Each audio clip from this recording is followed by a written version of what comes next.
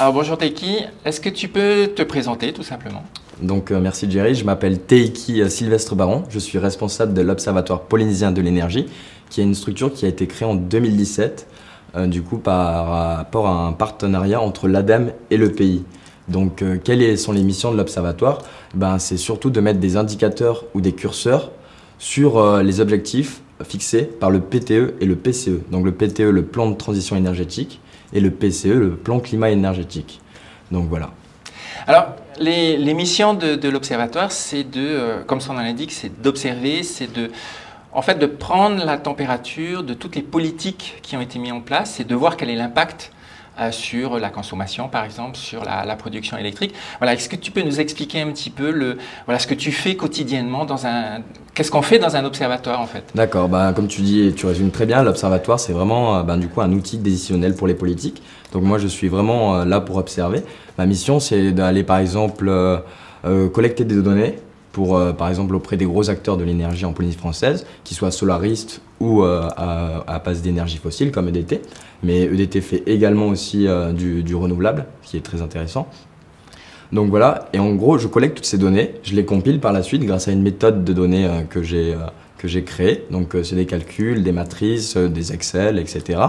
Et globalement, à la fin de ça, j'ai en gros des résultats que je peux avoir des tendances, de savoir la consommation, comment elle réagit depuis 2010. Et à partir de là, moi je fournis toutes ces données et je les diffuse pour que ce soit aux politiques ou aux acteurs de l'énergie, pour que derrière ils prennent des décisions. Alors, le rôle d'un observatoire, c'est d'être neutre par rapport à tous les acteurs de l'énergie. C'est ça. Moi, je ne suis pas là pour dire « Ah, c'est pas bien ». Je ne suis pas là pour dire ça. Moi, je suis vraiment pour exposer et pour dire aujourd'hui, par rapport aux objectifs, on en est où. Par exemple, on a un objectif du PTE qui est de 75% de taux de pénétration des ENR dans le mix énergétique électrique en Polynésie française, donc globalement. Et aujourd'hui, on est par exemple, on est à 29%, aux alentours de 29% en Polynésie française. En sachant qu'il y a une disparité, puisque la Polynésie française est très large, elle est énorme, pratiquement la taille de l'Europe. Et en fait, du coup, on a des disparités entre les îles. Et dans les îles, on a un taux de pénétration qui est moins important, puisqu'on a moins de présence d'ENR. Mais ici, en Polynésie française, plutôt à Tahiti, pardon, on a du coup ce qu'on appelle plutôt un bon taux de pénétration. On est à peu près aux alentours de 36%. Donc il faut savoir qu'à Tahiti, on a la plus grande population qui est concentrée sur l'île de Tahiti, mais du coup on a aussi beaucoup d'œuvres d'hydroélectricité. Et il faut savoir que l'hydroélectricité est la première source d'énergie renouvelable du pays. Donc, moi, je voulais te poser une question. On parlait tout à l'heure de neutralité de la part de l'Observatoire. Est-ce que tous les acteurs de l'énergie en Polynésie française ont joué le jeu?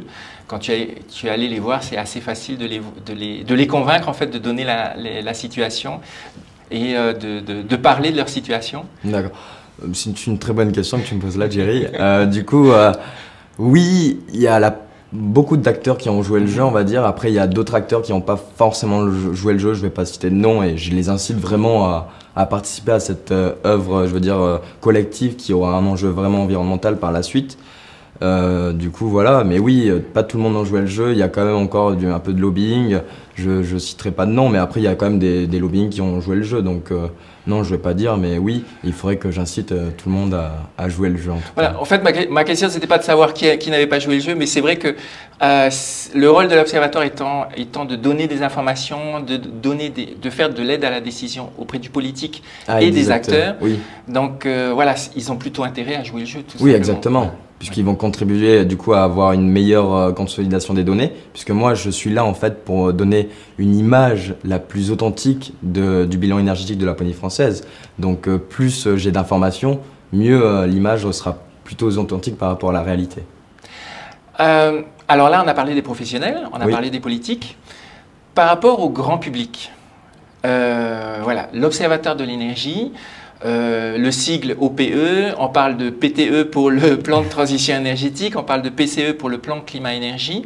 Le grand public, est-ce qu'ils arrivent à comprendre toute cette problématique de la transition énergétique? Mon bilan énergétique est disponible sur Internet, je mettrai le lien du coup ici, je sais pas si on pourra le mettre.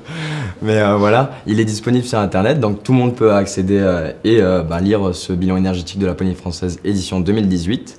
Et après, il y a l'EIE aussi, l'espace Info Énergie, qui est là une structure vraiment pour diffuser des informations. Il se sert du bilan énergétique pour savoir exactement où on en est. Et après, du coup, on a plusieurs comment ça s'appelle, axes pour réduire et surtout inciter à faire cette transition énergétique. Et je parle surtout de la démarche Négawatt, donc sobriété, efficacité et énergie renouvelable.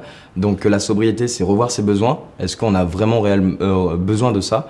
Par exemple, quand on quitte une pièce qui est inoccupée, juste éteindre la lumière. Donc c'est un peu revoir ses habitudes de consommation. Après, il y a du coup l'efficacité.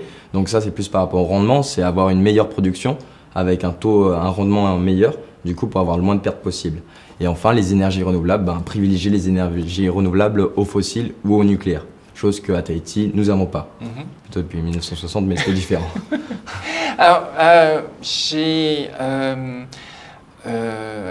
on parle beaucoup d'énergie renouvelable, on parle beaucoup en ce moment de photovoltaïque. Oui. C'est quelque chose que le grand public également commence à prendre en fait et s'approprier dans leur résidence. Mais on s'aperçoit que pour des questions de place, pour des questions d'architecture, que parfois il est assez difficile de mettre des panneaux photovoltaïques un petit peu partout.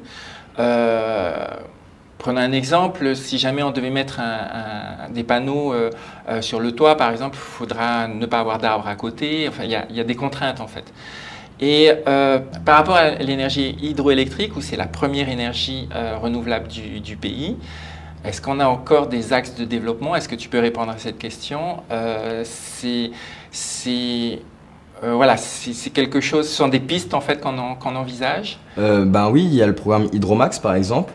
Donc en fait, c'est tout simplement, on a un écoulement d'eau à la Maroto et en fait, c'est utiliser, on a plusieurs centrales qui sont mises et du coup, c'est l'énergie potentielle, je rentre un peu dans le détail, mais en gros, c'est mettre plusieurs centrales entre ces centrales pour en fait produire de l'électricité encore plus.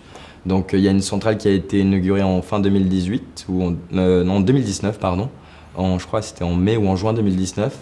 Donc c'est une nouvelle centrale hydraulique qui permet d'augmenter du coup la part d'énergie renouvelable en Polynésie française. C'est très intéressant et oui, ça se développe. Après pour le photovoltaïque, je suis tout à fait d'accord avec toi, il faut le développer. On a déjà bien développé depuis 2010, la progression a été vraiment très bonne et il faut continuer là-dessus et voilà.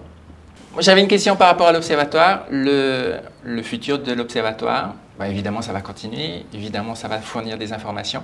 Est-ce qu'il y a des projets sur lesquels tu travailles, il y a des thématiques que tu souhaiterais développer dans le cadre de l'observatoire? Très bonne question encore une fois. Du coup, en fait, l'observatoire, par rapport au bilan énergétique, on a plusieurs points. Donc le contexte énergétique, après on a aussi la production électrique, on a les émissions de CO2, l'économie de l'énergie. Donc je vais encore développer et faire un bilan énergétique 2019 que je devrais publier à la fin de cette année, donc l'année 2020.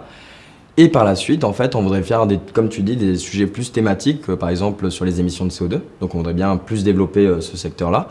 Et aussi, on a une autre étude là sur la précarité énergétique. Donc il faut savoir que l'énergie pour un Tahitien, c'est quand même important, puisque quand je parle d'énergie, c'est pas forcément que électrique. Il y a aussi les énergies fossiles pour la voiture. Donc le transport et l'électricité sont quand même des besoins primordiaux chez les Tahitiens. Et du coup, je voudrais analyser pour savoir exactement quelle est la part de l'énergie dans le porte-monnaie d'un Polynésien. Donc on parle de précarité. Est-ce que tu es tout seul à l'heure actuelle sur l'observatoire? Oui, du coup je suis tout seul par la suite. On espère peut-être faire grandir l'observatoire dans un futur, mais pour l'instant je suis tout seul. Donc justement, j'allais te poser la question, est-ce que les enjeux sont tellement énormes pour le futur, dans le cadre du changement climatique, on commence à s'apercevoir que voilà, il y a des vraies questions qui se posent. Oui. Et c'est des vraies questions on va dire, de développement économique, parce que voilà, il faut d'ores et déjà se positionner et déterminer ce qui va se passer dans 10, 20, 30 ans, avec toutes les contraintes. C'était ma question, ma dernière question finalement, c'est l'observatoire est appelé à se développer, est appelé à apporter encore plus d'informations au grand public, aux politiques et aux entreprises du secteur? Oui, tout à fait. On va continuer sur la même lancée qu'on a fait déjà là. On a déjà deux bilans qui ont été sortis en 2007 et 2018. Il y en aura en 2019 et par la suite, on espère que ça va continuer et qu'on pourra affiner notre méthode de calcul aussi, avec l'aide de plusieurs contributeurs. Et d'ailleurs, je remercie tous les acteurs de l'énergie qui ont participé à œuvrer à ce bilan énergétique. Et c'est vraiment une action vraiment collective à portée environnementale. Merci pour notre beaucoup. futur. Merci beaucoup, Taiki, d'avoir Avec répondu plaisir. à nos questions. Merci beaucoup, Merci. Jerry.